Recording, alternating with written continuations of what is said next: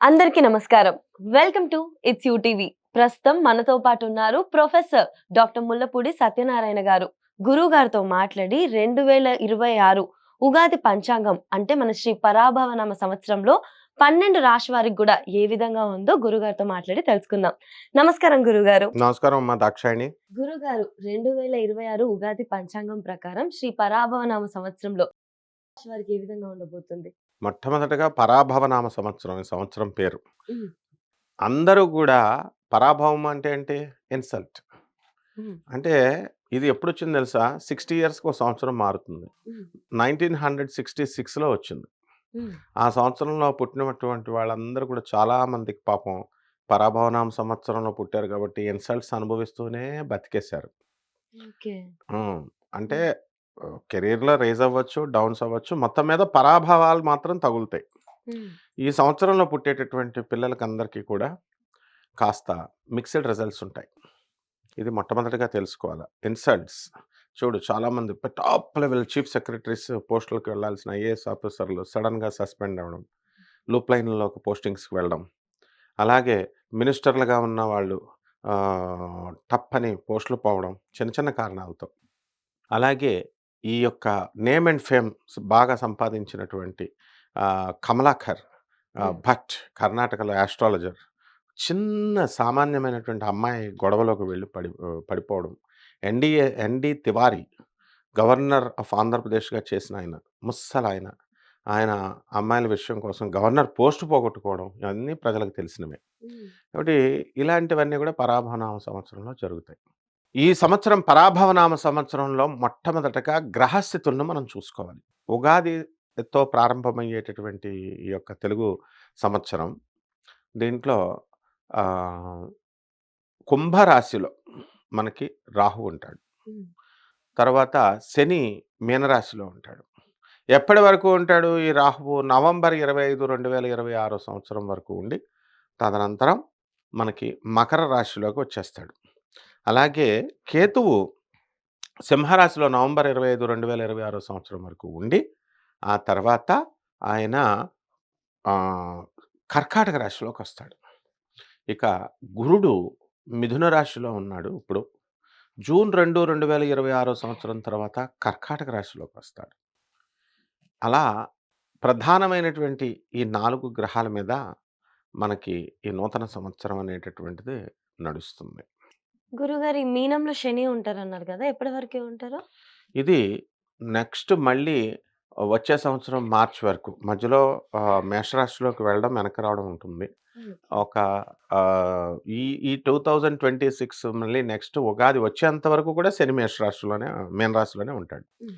అందువలన మనకి ఈ గ్రహస్థితి వల్ల 12 రాశుల వారికి ఏ విధమైనటువంటి ఫలితాలు ఇస్తాయో ఒక్కొక్క రాశి వారీగా మనం చెప్పుకుందాం. కర్కాటక రాశి వారికి ఏ విధంగా ఉండబోతుంది?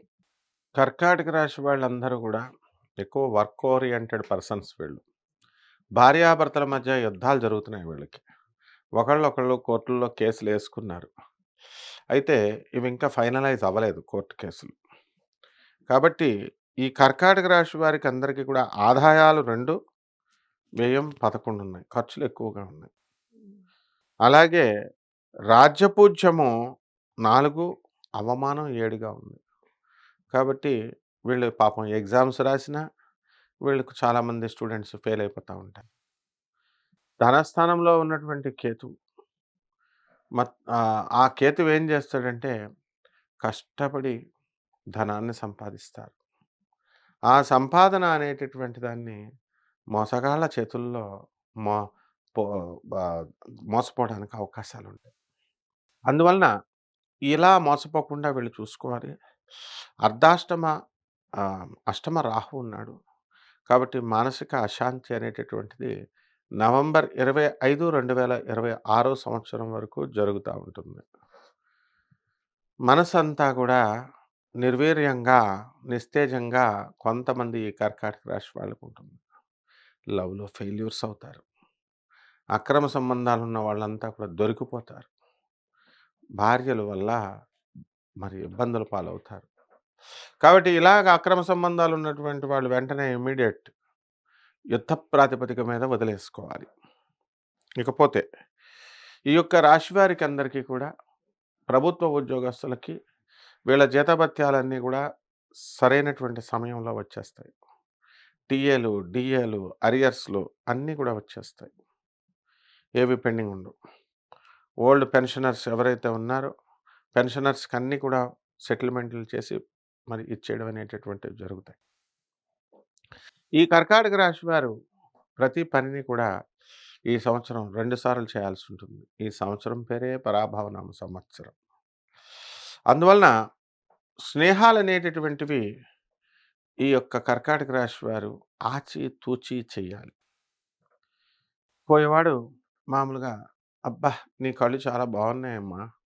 నీకు లక్ష్మీ కళ, లక్ష్మీ కళ ఉంది కళ్ళల్లో" అని పలకరించాడనుకోండి. పలకరిస్తే మామూలుగా చెప్తున్నారు కదా అని మనం పలకరిస్తాం. ఈ దోషం ఉంది, ఆ దోషం ఉంది అని ఇలాగని, అలాగని మొత్తం లాగిపడేస్తాడు. సో, ఇటువంటి మోసగాళ్ళు అంటే ఈ వృత్తిలో అని కాదు, అన్ని రకాల వృత్తుల్లో ఉన్నటువంటి వాళ్ళు మోసగాళ్ళు ఎక్కువ పరిచయం అవ్వడానికి అవకాశాలుంటాయి. కర్కాటక రాశి వాళ్ళు ఈ సంవత్సరం పని చేసుకోవాలి. భర్తలతో డైవర్సులు తీసుకోవాలనుకుంటే అదేదో సెటిల్మెంట్ చేసుకోవాలా. ఐపీఎస్ ఆళ్ళు చెప్పింది మాట వినరు. జడ్జిలు చెప్పిన మాట వినరు. పోలీస్ ఆఫీసర్ చెప్పిన మాటలు వినరు. పెద్ద మనుషులు చెప్పిన మాట వినరు. మాకే అన్నీ తెలుసని బోల్తా పడతారు. కాబట్టి ఈ యాటిట్యూడ్‌ని గనక చేంజ్ చేసుకున్నట్లయితే ఈ కర్కాటక రాశి వారికి బ్రహ్మాండంగా ఉంటుంది. భాగ్యంలో ఉన్నటువంటి ఈ యొక్క శనిగ్రహ ప్రభావం వలన వీళ్ళందరూ గూడా ఐరన్ బిజినెస్‌లు చేస్తున్నటువంటి వాళ్ళంతా కూడా డబ్బును బాగా సంపాదిస్తారు. అండ్ ఈ యొక్క ఇనప ఫ్యాక్టరీస్‌లో పనిచేస్తున్నటువంటి ఎంప్లాయీస్ కూడా బాగా ప్రాస్పర్ అవ్వడానికి అవకాశాలున్నాయి. ఇదేమి యుగమమ్మా ఇది? కలియుగం. ఈ కలియుగంలో దీని పేరు కలియుగం కాదు, కామయుగం అనమాట. అందువలన ఈ కామయుగంలో లస్ట్‌కి, గ్రాటిఫికేషన్ ఆఫ్ సెన్సెస్‌కి ఎక్కువ పీట వేయడం అనేటటువంటిది జరుగుతుంది. సో, సివిలైజేషన్ మారిపోయింది. ఓయో రూమ్స్ వచ్చేసినాయి. Dating and living in relations and marriage వ్యవస్థను ఛాలెంజింగ్‌గా చేస్తూ గేస్‌గా మారిపోయినటువంటి వాళ్ళు. సో, ఇటువంటి వాళ్ళందరూ ఈ కర్కాటక రాశి వాళ్ళకి పరిచయాలయిపోతారు. కాబట్టి చాలా కేర్‌ఫుల్‌గా ఉండాలి వీళ్ళు. ఆచితూచి మంచి వాళ్ళతో మాత్రమే స్నేహం చేయాల్సినటువంటి అవసరం ఈ కర్కాటక రాశి వాళ్ళకుంది. ఇక రైతులు.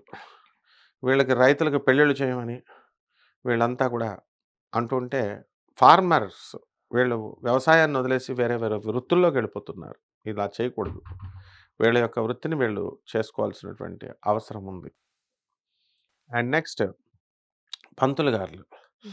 ఎవరైతే వీళ్ళకి కూడా పిల్లల్ని ఇవ్వట్లేదని వీళ్ళు బాధపడుతూ ఆదాయం లేదు, లేకపోతే ప్రొఫెషన్‌లో నిలకడ లేదు అని చెప్పేసి ఇవ్వడం లేదని చెప్పేసి వీళ్ళంతా కూడా కొంచెం నేచర్ మార్చుకున్నారు వీళ్ళు.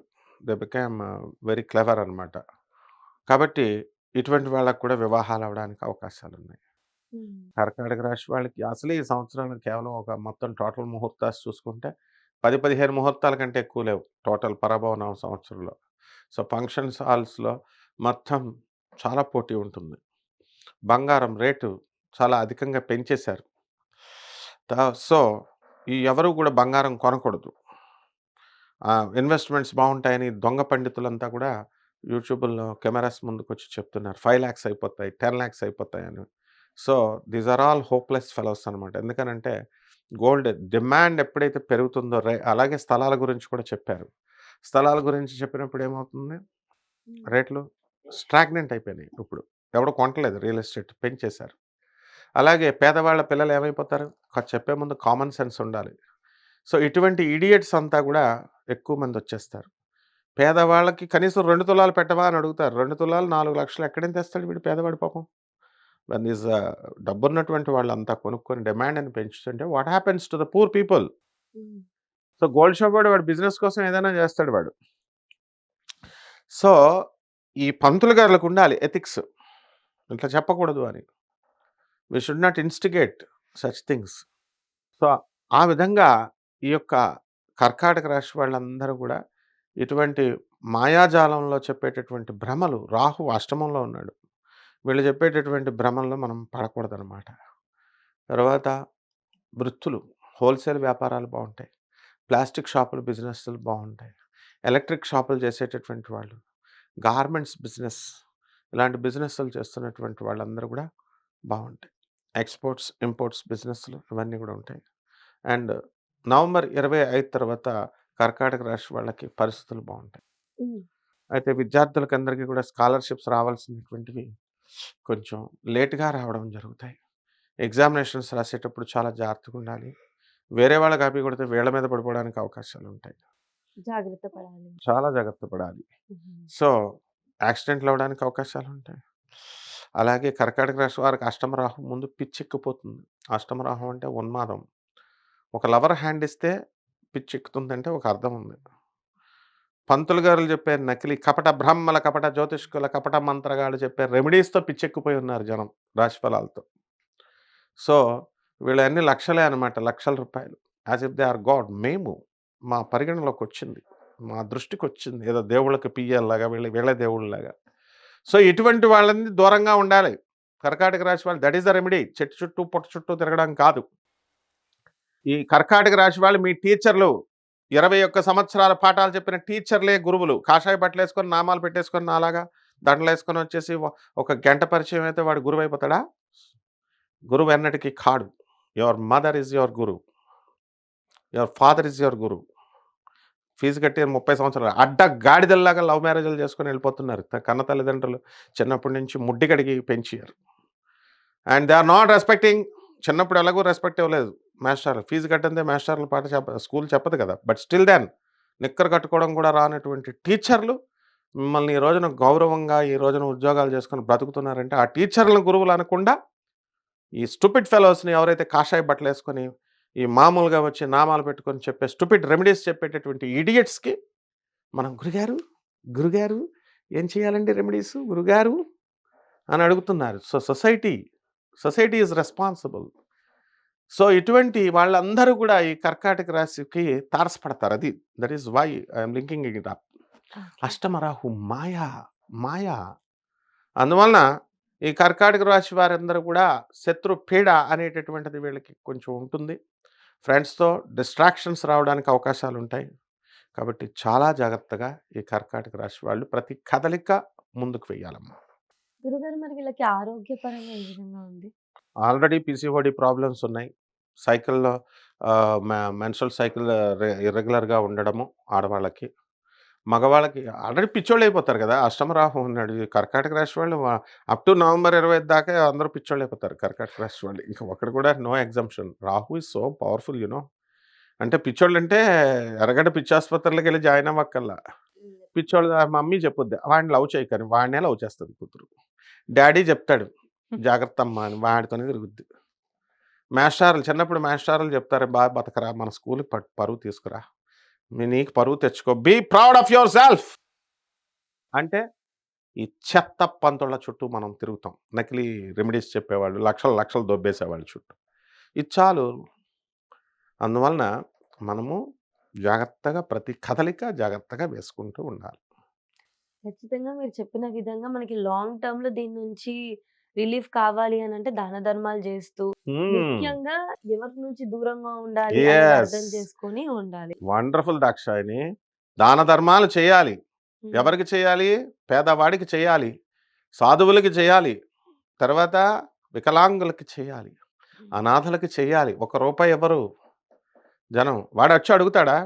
అడగడు కదా! మనమే గుర్తించి వెళ్ళాలి, ఇవ్వాలి. ఎవరి స్టాఫ్‌కి నువ్వివ్వడము, నీ చుట్టూ ఉన్న వాళ్ళకివ్వడము, అట్లా ఎవరి పరిధిలో వాళ్ళకి చేసుకోవాలి. అలా చేసుకుంటే వీళ్ళకి కరెక్ట్ రెమెడీ వర్కౌట్ అవుద్ది. అంతేగాని నేను రూ. 10 పూజ చేసి, రూ. 1,00,00,000 టెండర్ పెడతానండి వెంకటేశ్వర స్వామి పిచ్చోడా? లేతే శివుడు పిచ్చోడా? చెప్పేవాళ్ళు వీళ్ళంతా లాఫర్స్ అనమాట. ఇలా చెప్పేటటువంటి వాళ్ళు. గురుగారు మరి వీళ్ళకున్న ఈ చిన్న చిన్న సమస్యలు గానివ్వండి, లేదా మనశ్శాంతిగా హ్మ్. కాస్త టెంపరరీగానైనా రిలీఫ్ ఉపశమనం దొరకాలి అనంటే, ఏ దేవత ఆరాధన చేస్తే బావుంటుంది? ఇంట్లో ప్రశాంతత నెలకొనాలంటే ఎటువంటి పరిహారాలు చేయాలి? గురుదేవుడైనటువంటి దత్తాత్రేయుడు. ఈ ప్రపంచానికి జగద్గురువు ఒకడే. దత్తాత్రేయుడు. కృష్ణుడు. ఆదిశంకరులు. స్వామి వివేకానందుడు. పరమహంస యోగానందజీ. అనంతమూర్తి. ప్రభాత్ రంజన్ సర్కార్. వీళ్ళు మన గురువులు. వీళ్ళ లిటరేచర్‌లు చదవాలి. అంతేగాని మామూలుగా ఎవరు యూట్యూబ్‌లో రాసి బావుందా? ఆ! బావుంది. బావుంది. ఈ స్తోత్రాలు చదివేయండి. నీకు మొత్తం లైఫ్ మారిపోద్ది. అరుణాచలం వెళ్ళిపోండి నువ్వు కోటీశ్వరుడు అయిపోతావు అంటే అయిపోద్దా? కానీ జ్యోతిష్ శాస్త్రంలో ఉన్నాం కాబట్టి చెప్పాలి కాబట్టి చెప్తున్నా జాగ్రత్తగా వినండి. ఈ కర్కాటక రాశి వారికి అష్టమ రాహు కదా! రాహు జపం చేయాలా, రాహు స్తోత్రాలు చదవాలా, రాహు కిలోంపావు మినుములు, తర్వాత ఈ యొక్క దానం చేయాలా. అండ్ దుర్గాదేవి, దుర్గతి నాశిని దుర్గే జయ జయ సద్గతి దాయిని సదయే జయ జయ అంటూ దుర్గాదేవికి కుంకుమార్చన చేసుకోవాలా.